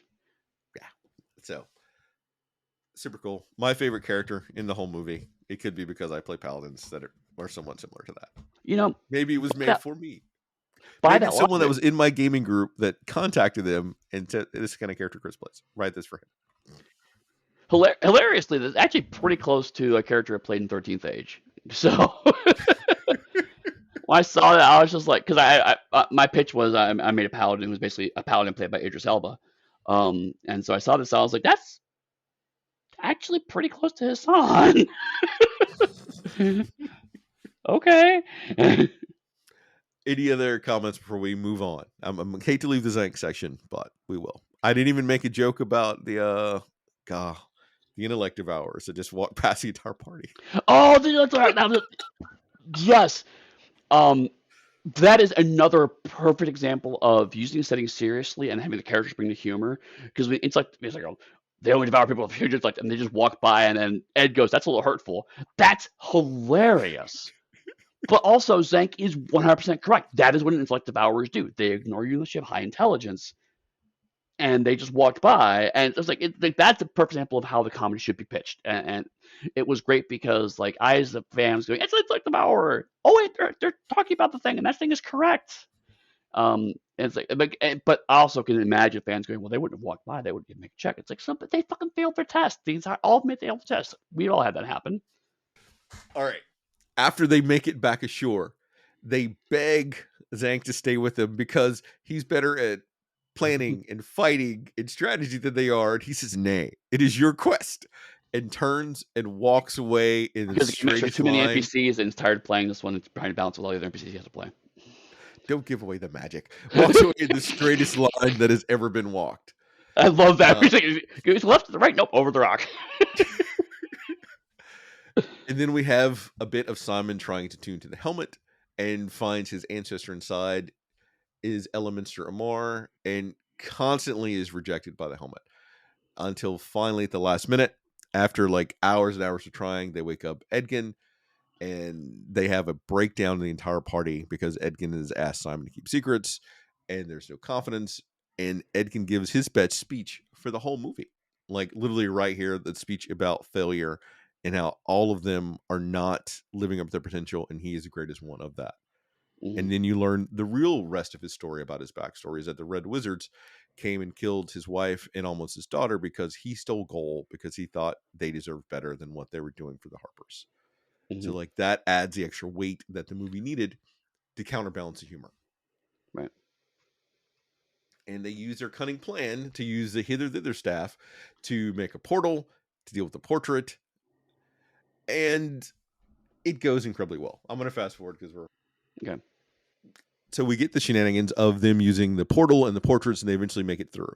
The point that I want to get to is that we have Simon attunes to the helmet, and you get a great display of the power there. You get Holga fighting off a bunch of guards.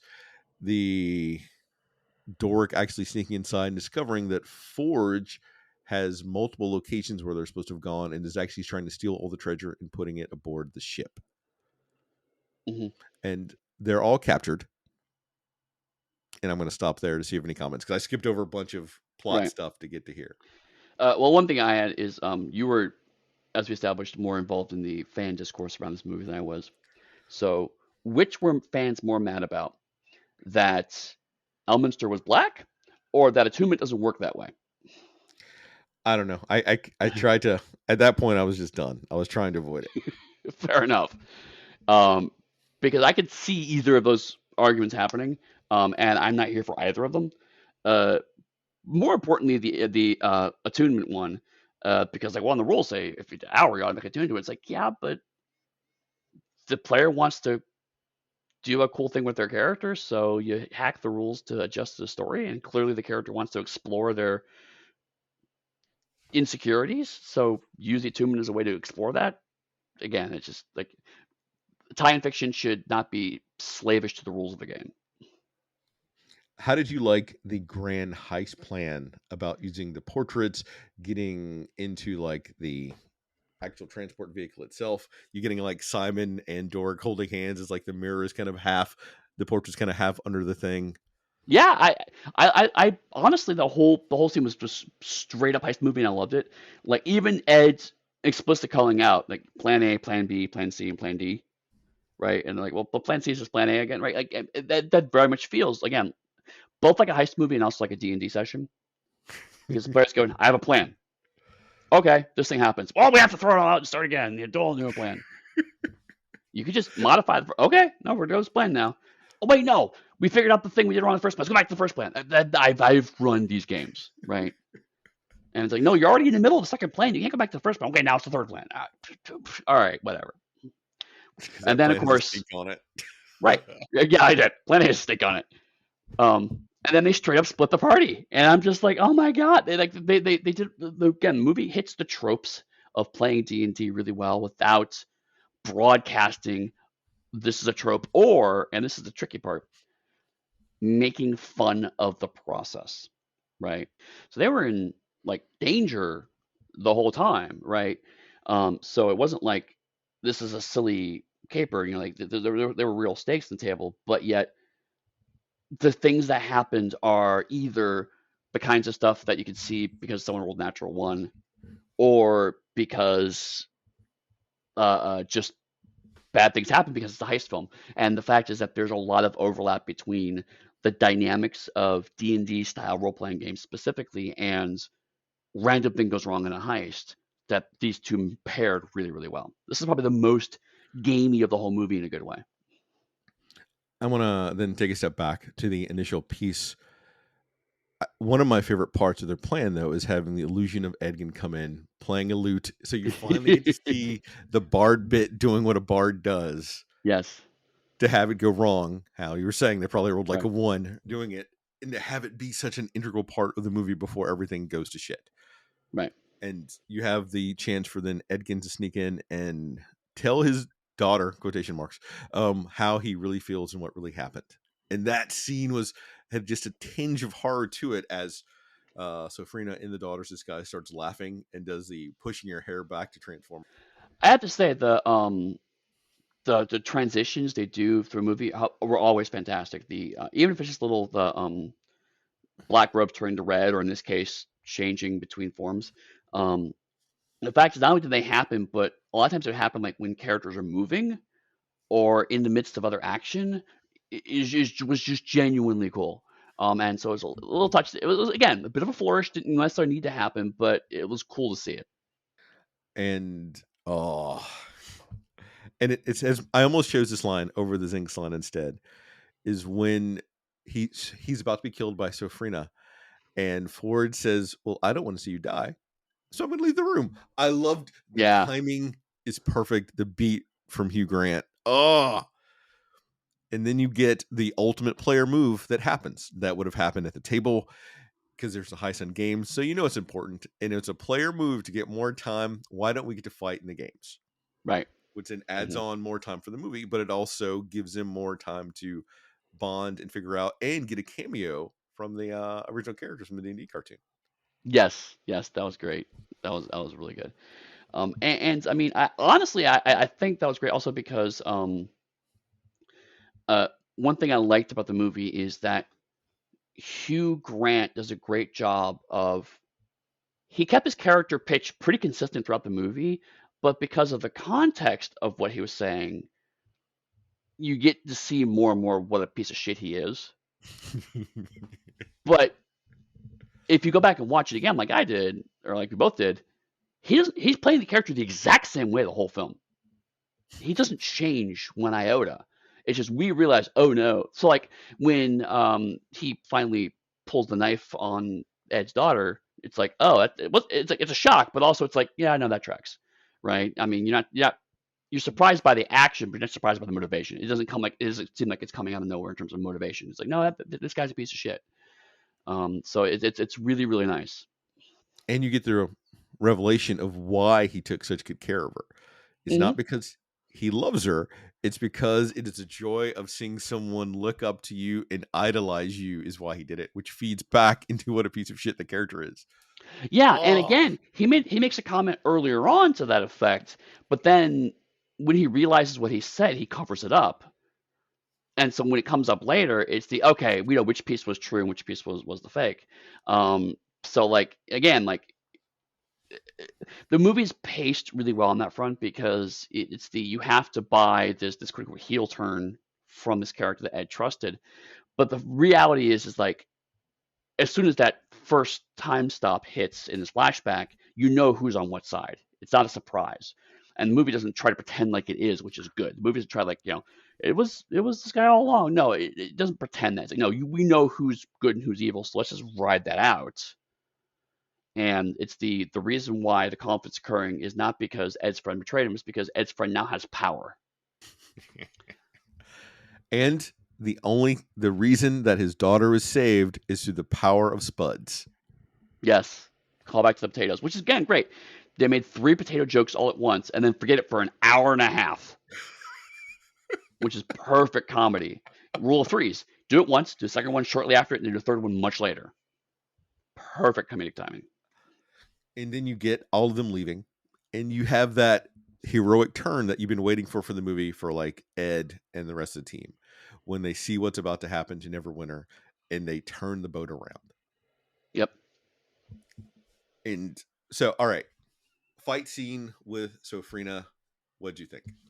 I liked it. It was as much as we talked about how the Marvel movies have made all movies where I have comedy now. This fight scene was also very a Marvel movie in that regard. Um, and so again, like I could see fans going, "Well, technically speaking, at that power level, they shouldn't be able to do blah blah blah," right? But it's just cool.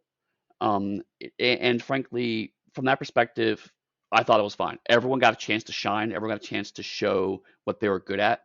And uh, it also really helped to establish how powerful Safina is. One thing they did a really good job is Safina doesn't have a ton of lines.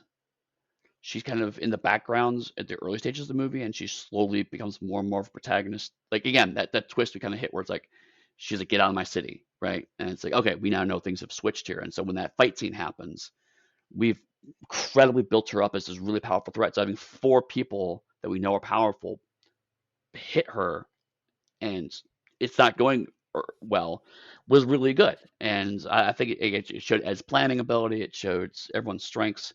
I thought it was a really strong thing. But again, like you could see a bit of the slightly flashier, slightly let's pan the camera around and fly through the air. You can see the Marvel influence in the fight. I don't think it's necessarily bad. Well, I think it's great. But there's a straight up Marvel rip in the fight scene with which one? Doric having her Hulk moment where she Oh yeah, bashes her to the ground, kind of how the Hulk bashed Loki to the ground repeatedly. well, that's true. I think she's done. She moves again. Yeah, yeah. That was definitely that. One of the things that I like the movie did overall, which I think is always difficult for a movie, is to display the balance of how powerful the characters are. For D&D though, you get a ton of hit points in addition to like everything else. Right. But to Mhm. have them be powerful, weak, and vulnerable, and yet tough is difficult. So that's why when the introduction of like the knife or whatever that kills you automatically stabs you is a nice touch because that's how our character died, who was the barbarian who would have had the most hit points of the group. So it Right. would have been like a save versus death effect or something. You're right. Yeah.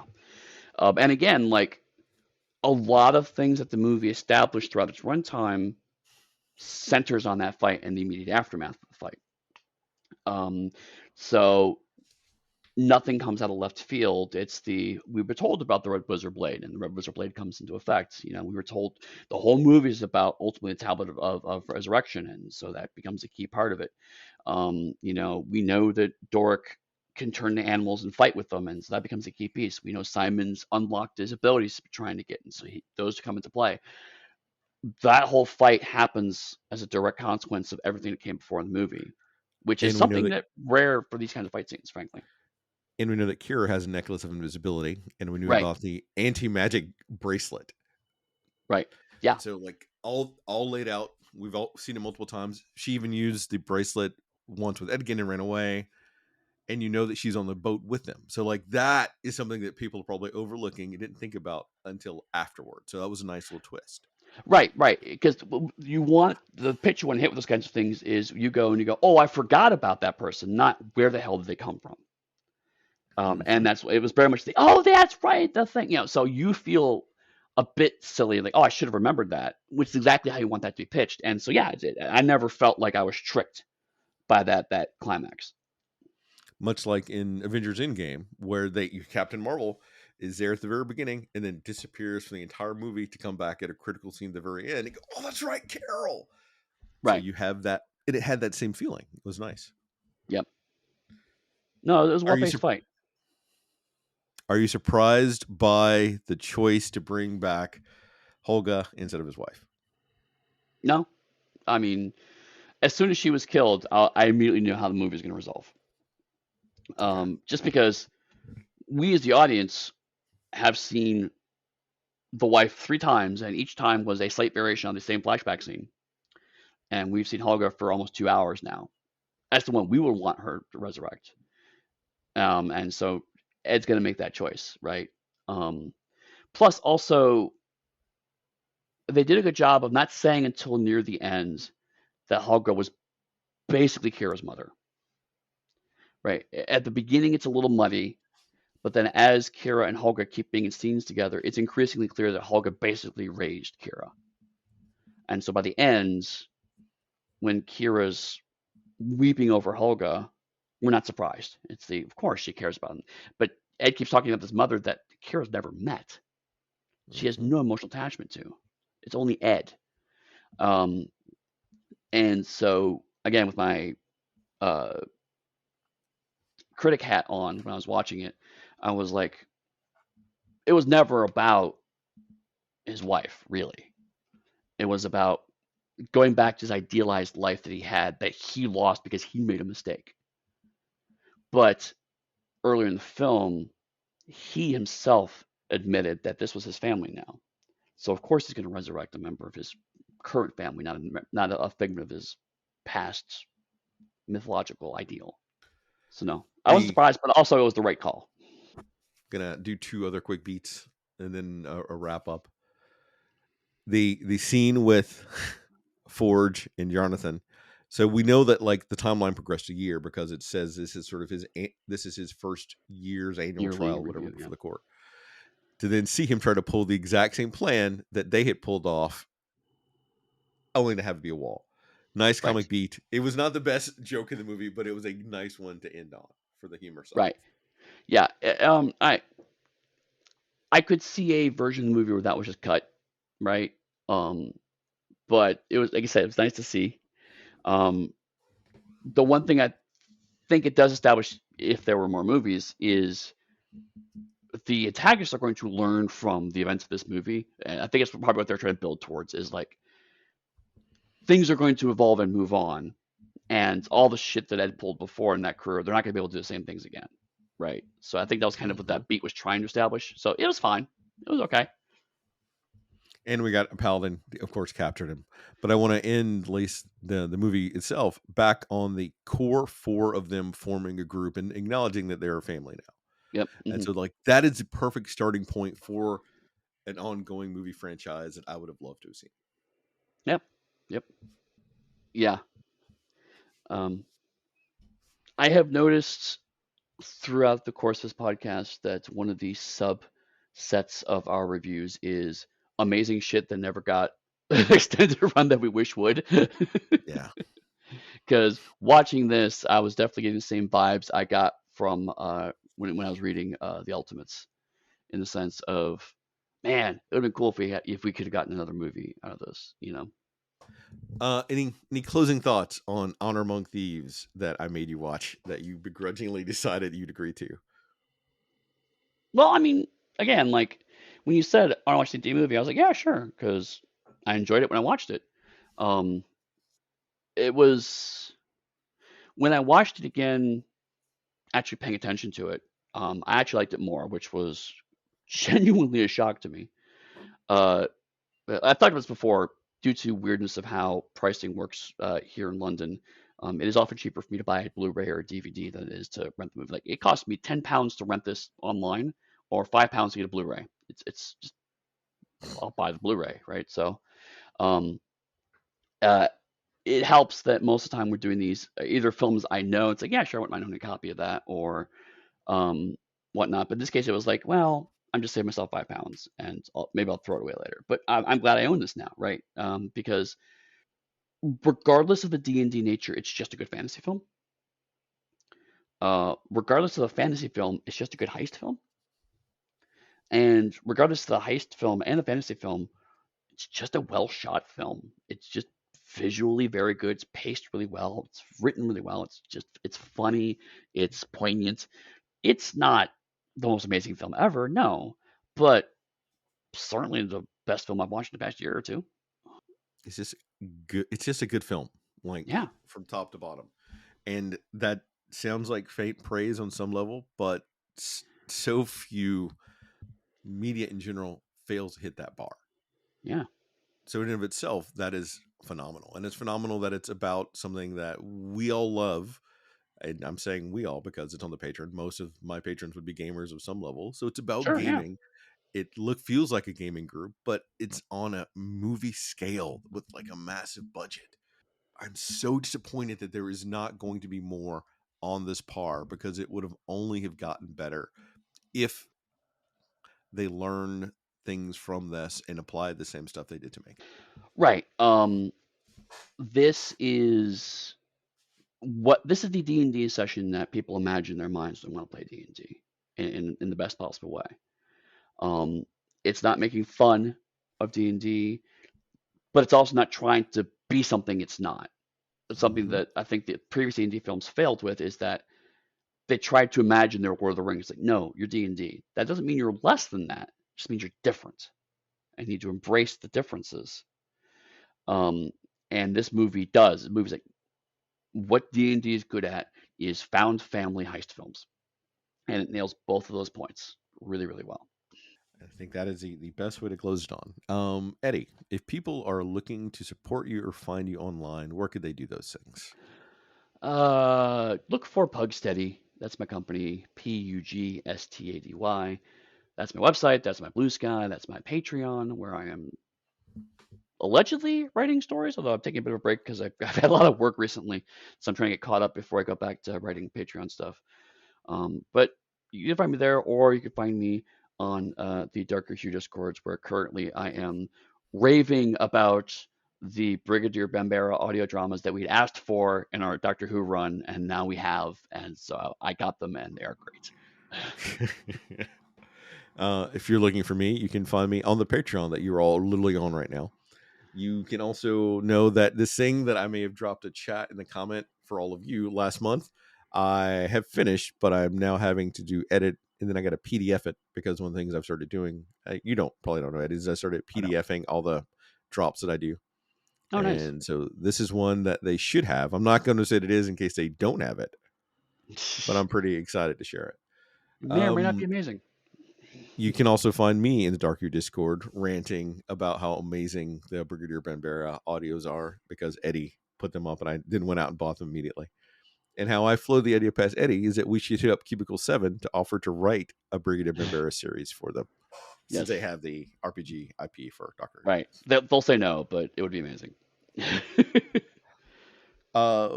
Otherwise, I do have a sheet of over 50 different things and ideas that I want to get to eventually, which, as Eddie can tell you, we pulled one out of, I'll say two out of the past 12 episodes of this we've done. So we'll see what happens with that. So we'll see you in 2047 when we finish that list. That is a Blade Runner we could do. I'll be seeing you.